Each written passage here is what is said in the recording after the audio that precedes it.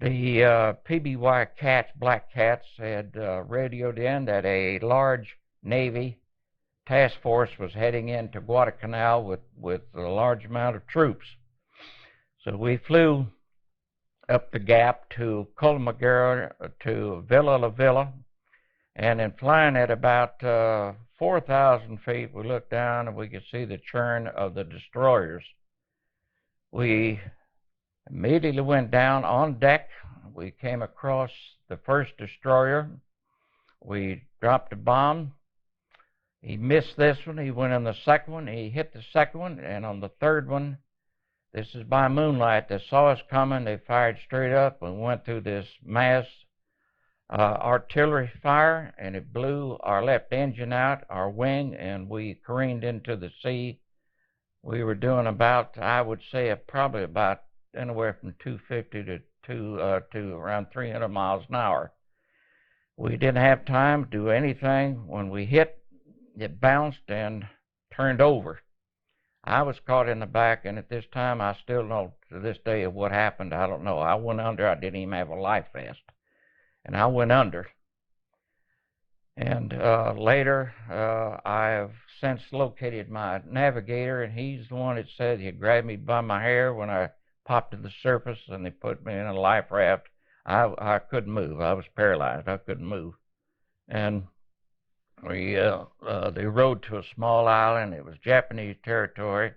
The next morning, you could hear the Japanese over at the wharf talking, and so they covered me up with a parachute to keep the flies off of me because I'd been bleeding. They gave me morphine and such.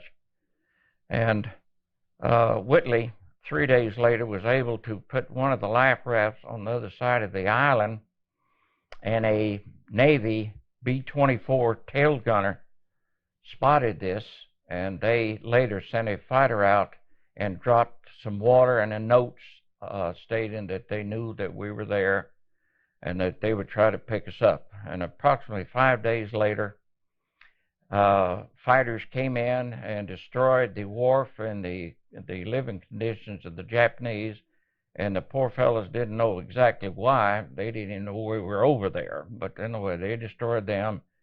And a PBY landed in the lagoon, and they